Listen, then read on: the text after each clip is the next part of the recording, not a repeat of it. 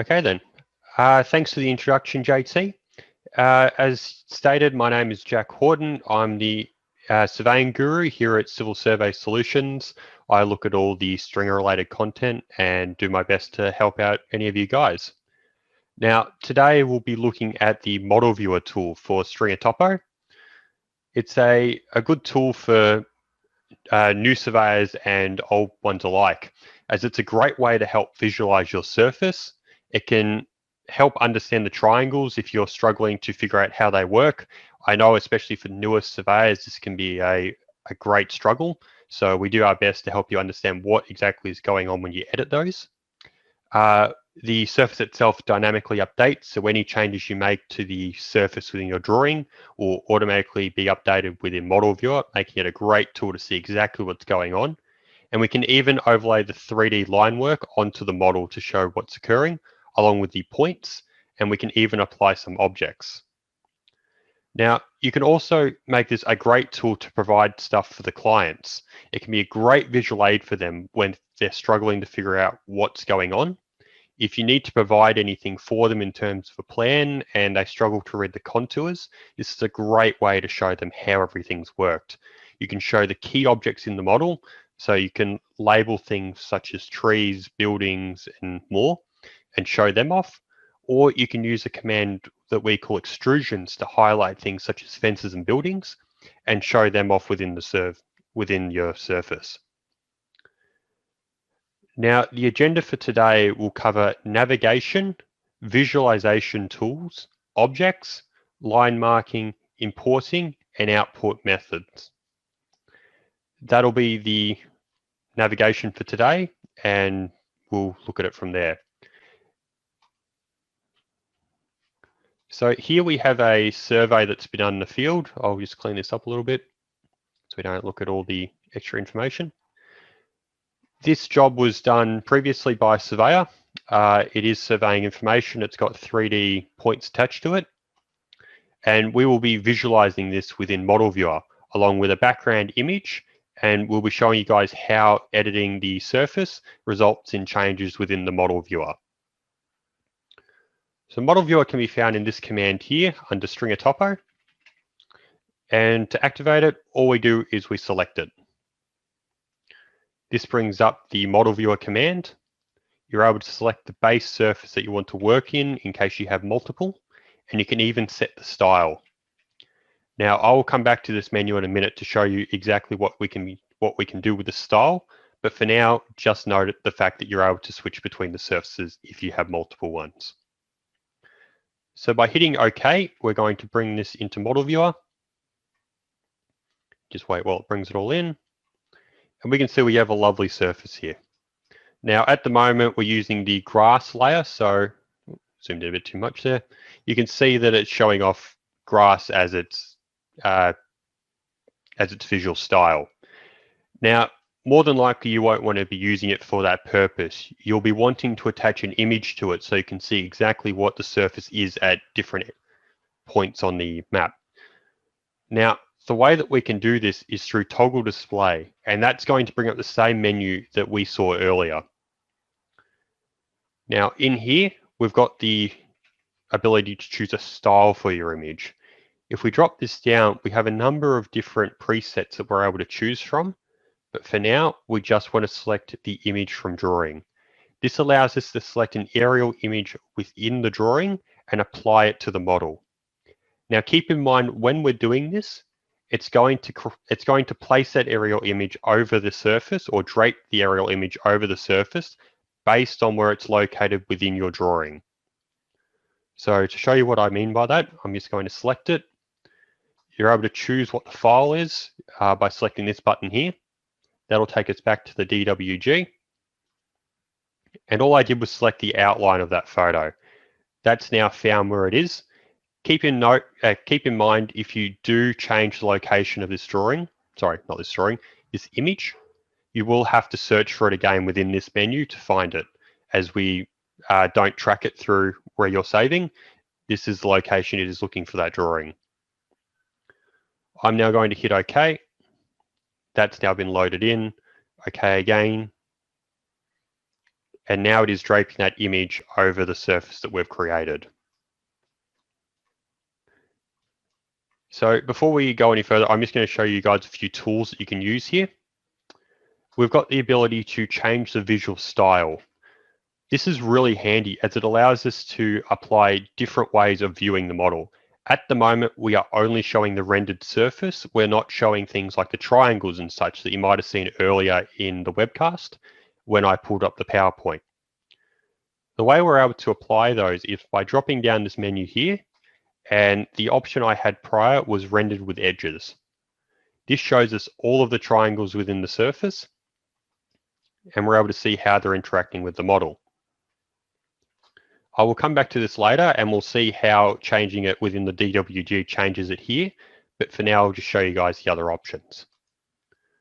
Shaded with edges shows the same but with shading on all of the model. You can change the color here by going back to toggle display and hitting this item here. This is the edit button for the styles and allows us to change different parts of the drawing. So if I want to change the color of the shaded area, I click on color here and I select which color I want to use. In this case, just to make it easy, I will just select green, hit OK, OK again. And now the surface has become green and we can see the triangles. This can be easy where you're looking for changes in height. As you can see here, it's a bit of a darker shade where it's rising up, while the rest is fairly flat, so it's shown off there. Other than that, you can just do shaded without the triangles. And you're also able to select wireframe if you wish to only see the triangles. For now though, I'm going to stick with rendered with edges, which is the rendered image, the rendered surface with the image and the triangles activated. Under that, we've got the ability to exaggerate the drawing. What this allows us to do is we can exaggerate all of the surface to make it easier to view changes in height. So if I wanted to view this, as you can see, the oval is fairly flat as it is. If I want to see slight changes in height easier, we're able to exaggerate that change. For now, I'm just going to select 5. And you can see a great change in the heighting, even though it's not technically not that much. Excuse me. One other thing that you're able to do is you're able to do a walkthrough through this if you wish. Now, that's shown by this button down here, this little walking man image. By selecting that, you're told you're entering walk mode. And it's just trying to find the image. There it goes. It's loaded in now. Now, to walk around, it's W, A, S, and D. And to rotate, it's the left mouse button. You can't walk and rotate at the same time, but this is a great way to walk along the model and find out what's if there are any changes in height you can't see from looking at it from a top-down perspective. Once you're done, you would collect the little walking man again, that turns it off, and you're able to zoom in and out as needed once more. For now, I'm going to set the exaggeration back to 1. And we're just going to see what happens now if we change the drawing while this is also open. So you'll note the fact that you're able to not minimize, you're able to shrink this menu. If we shrink it slightly, we're able to move it down to the side.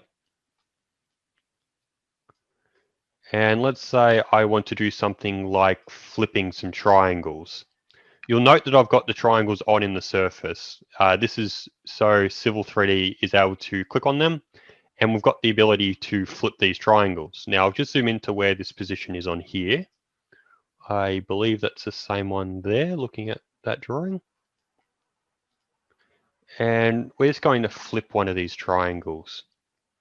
So to do this, we just want to go to swap edge, and we're just going to click on the triangle. Once we're back in here, we're just going to refresh the model, and we can see that that triangle has been flipped. This also works for changes in the height. If we do something like, changes in the surface. If I make one of these 104 points excessively large, activate the properties window again, and I set the point elevation to being something like, let's do something excessive. Let's change it to 100. And just update the surface.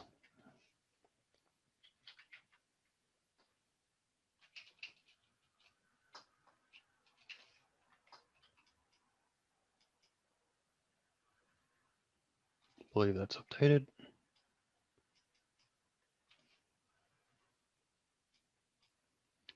That is not updated.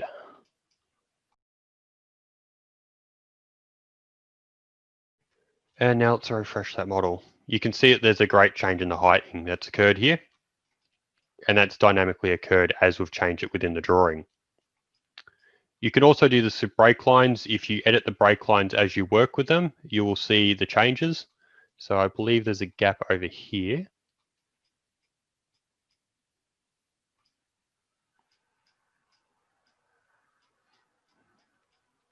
I'm just looking for an area where we've got some kind of a gap to work with.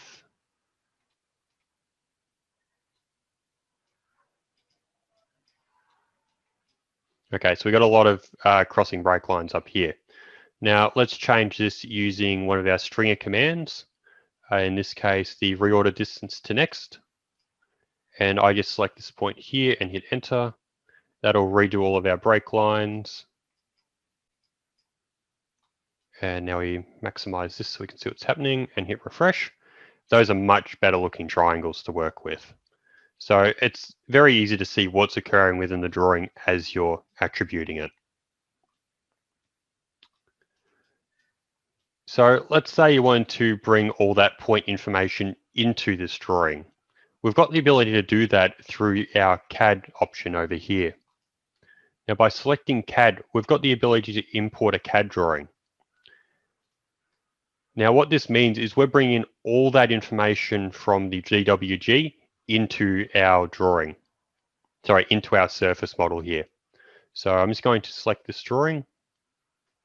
And you can have this drawing open at the same time, so you don't have to worry about saving it again. Cool, so that seemed to have worked here. So now we're able to look around the drawing here. I'll just turn off the triangles to make it a bit easier. So we can see that the contours have been brought in along with all of our point information and line work. As you can see here, we're able to see all of our point information has been brought in. We can follow the line work along to see exactly what's going on. And this is just a really handy tool to have just to observe what's happening in the drawing. So I'll just move around a bit here, show you guys what you can see. You might also note that it's brought through the layers as well, so we can see what layer each of the points are on. Yeah, so we're able to do a few things here. We've got the CAD tool here, and this is where we're able to choose what we want to do with the drawing. We're able to load it, which allows us to refresh the drawing that we brought in if you've changed anything in the original.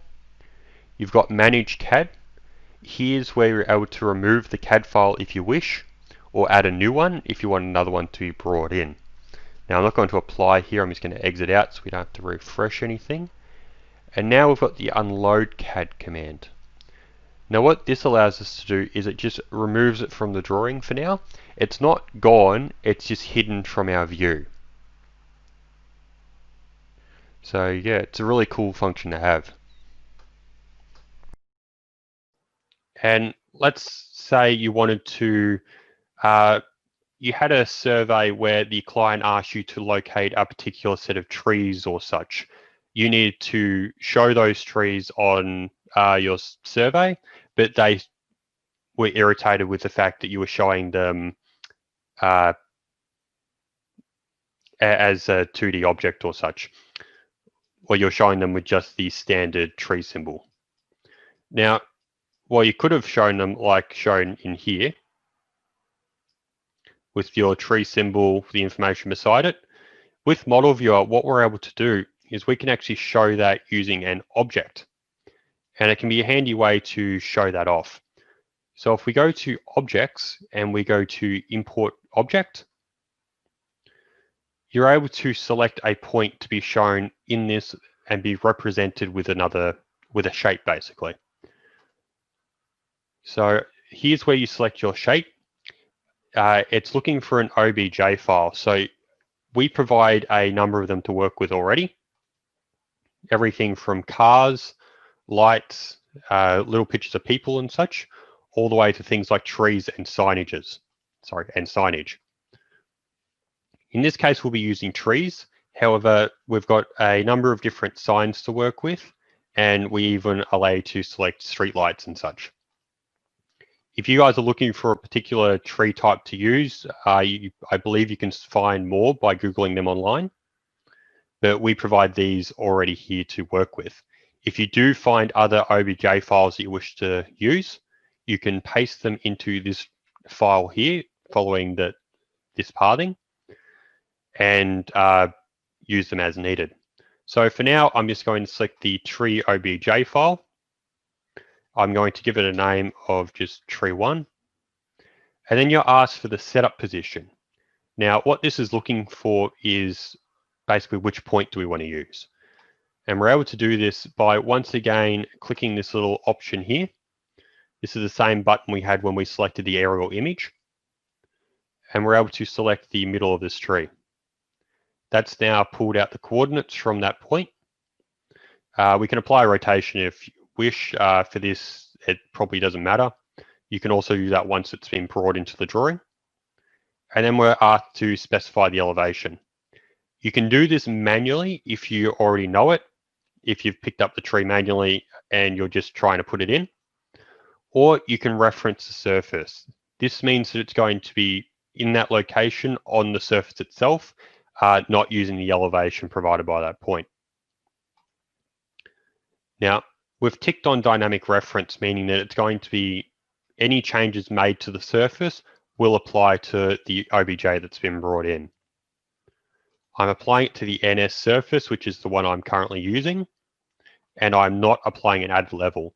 If I applied an added level, that would raise it by a certain amount, and I don't want that. So I'm going to hit apply. I'm going to click on import to bring it into the model viewer. And as we can see, that's now been located. As the image has been draped over the surface, it's not 100% perfect, the picture. So there is a little bit of a difference there.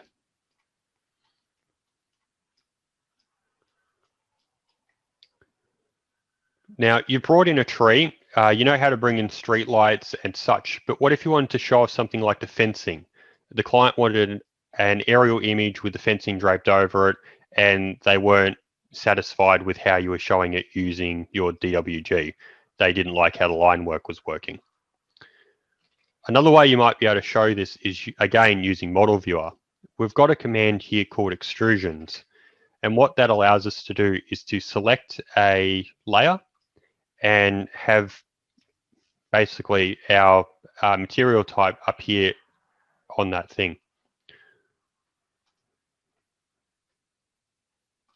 So in this case, I'm going to select Extrusions. And I'm going to add a group. This allows me to create one to work with. I'm going to name this one Fence.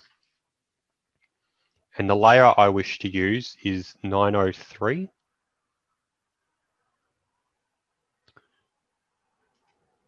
Uh, 903 Fence. Similar to what we had earlier, we're able to select a number of different materials to work with. In this case, I want to select the wire fence. But if need be, we are able to create our own if you have another one you wish to work with. You're able to do this by adding a material group and dragging it in from over here. So to show you how that works, I'm just going to select add material group. I'm going to name this material new, hit OK. It's created a new material to work with, and I'm able to select a JPEG image to work with. If you don't like anything that we provide in here, you can actually click this little browse button in the corner. Let's open up another window. And this is where we save all of the textures we allow you guys to work with. These are just simple JPEG images, and you're able to use them as needed. If you wish to add more, create your JPEG image, save it into this file, and it'll be added into the browse section here. Once you've added your image, you're able to apply it. In this case, I want to apply wire fence, so I'm just going to drag and drop that. Make sure while it's loading here, you don't start moving your mouse all around, or you'll start overriding other images as well. That seems to have finished loading. You're able to set the scale X and the scale Y for where it's being imported. Generally, that won't be changed. This is pretty standard. And the transparency of the image itself that's being brought in. So you can set this to being 1 or 25 or whatever you need. And that's how much transparency you'll have through the image. So I'm just going to select OK for now to save that in.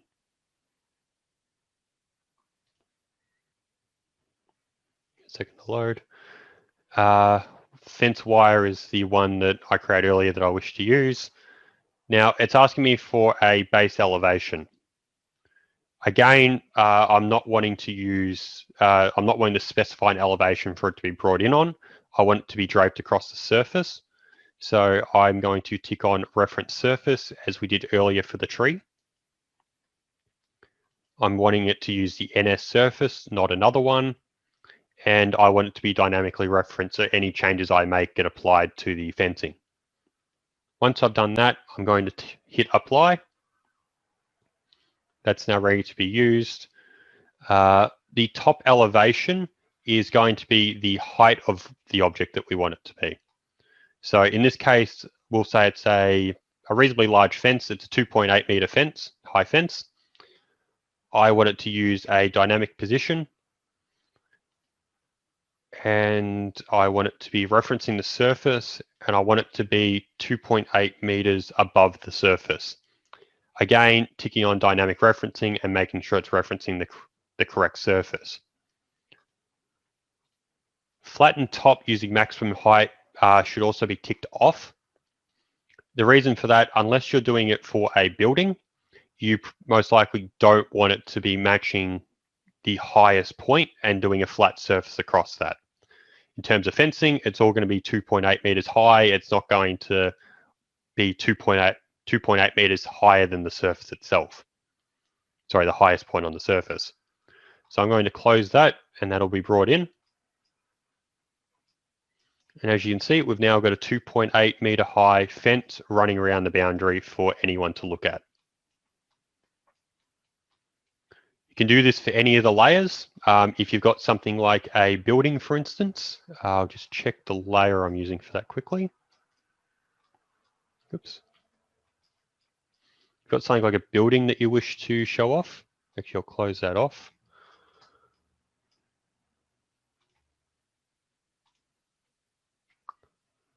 So 60210. Once again, I'm going to go to extrusions. This time the polyline has been closed, so it'll do an enclosed, it'll actually shade in the middle. I'm going to go to add group again because I want to do this for another one. This time I'm going to name it buildings. We're going to this time use 601.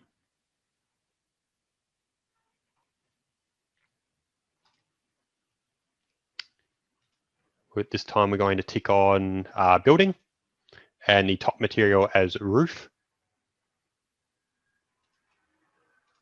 The setup position we will set to be the surface as we did earlier with a 0 elevation on the base of it. We'll tick on dynamic position for the roof. Reference surface, we'll say it's a 5 meter high building.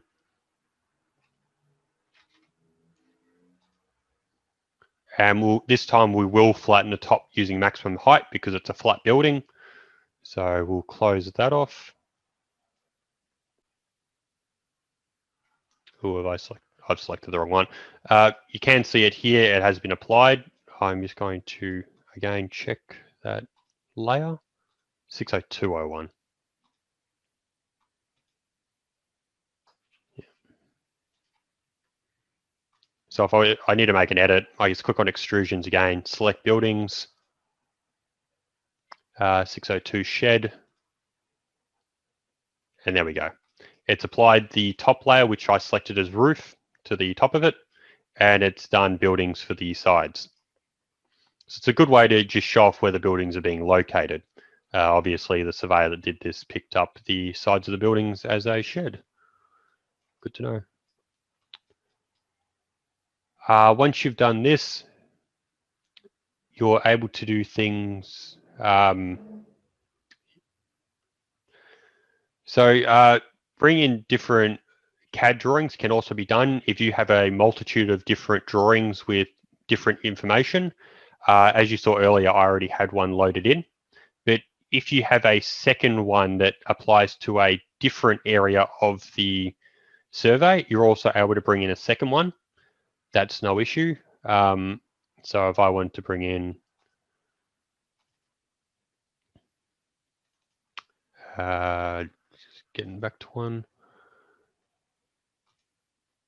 CSS Survey Training M1, you're able to have both of them in here at the same time, showing over the surface.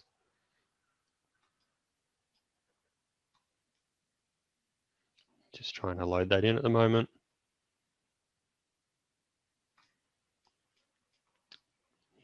Look into that. So you can have both of these active at the same time as what's occurring here at the moment. So I'll just turn off that one, hit apply again, see if that cleans him up a little bit.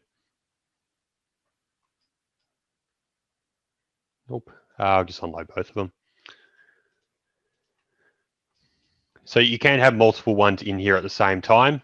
We would have seen a difference over here with this massively raised point here. You would have seen 2 points on him, but that sadly won't be shown at the moment. Once you've done all this, you've got the ability to output the drawing that you've done. You've got a number of ways of doing this. You can export it as a screenshot if you wish. That's just taking a standard image. It's going to save it as a BMP, which is just a fancy JPEG file from everything I've been told. You can just open that as per standard using a Windows viewer. If I save this,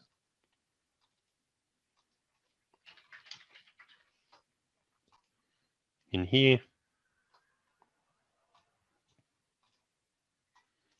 and that just opens up using the Windows viewer.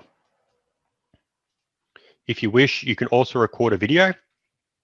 Very handy when partnered in, excuse me, with the walkthrough that we used earlier.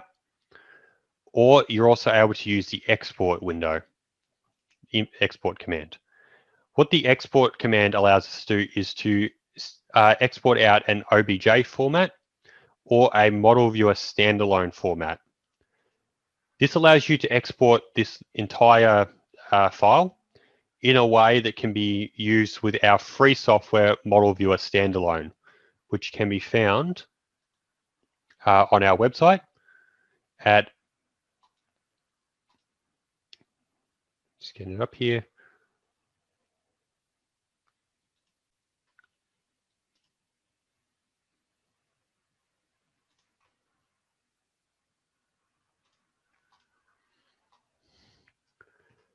so here is our legacy command that is currently in use, model viewer.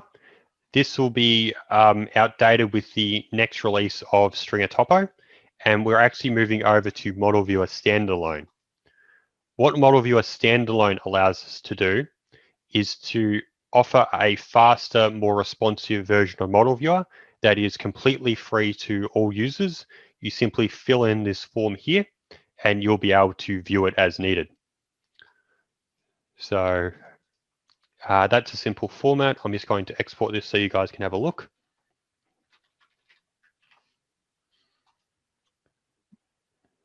Yep.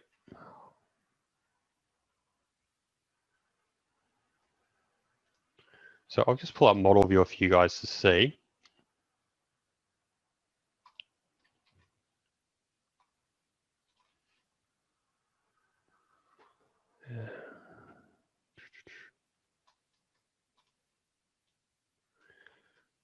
So this is Model Viewer Design Review.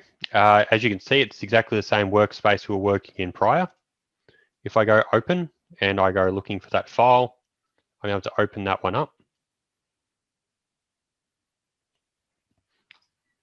Oh, that's another one that I did. I apologize.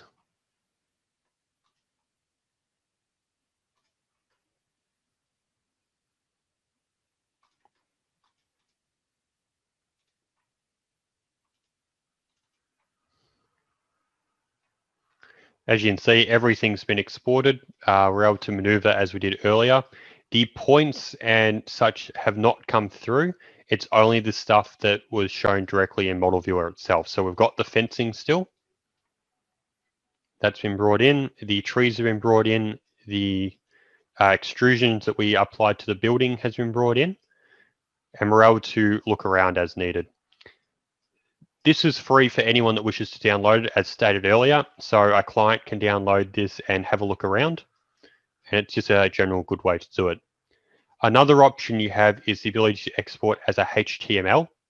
That'll actually open up a web page for you to look through it with.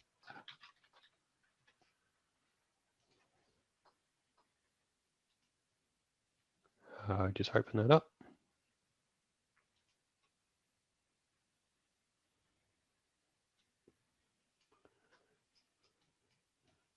So you can orbit around using your left mouse button and zoom in. And this has just been done through the HTML itself. So anyone can do this with ease. With that, I leave it to you, JT. I'll let you do the outro. If you are interested in registering for these webcasts, we have a newsletter which goes out here. So if you do want to share or just get the newsletter, which basically reminds you to register for one of our webcasts, you can do that here. You can hopefully catch the recording on the YouTube channel. Thanks ever so much for your attendance today, folks. Thank you very much, Jack. All good. And we look forward to catching up with you, many of you, very soon.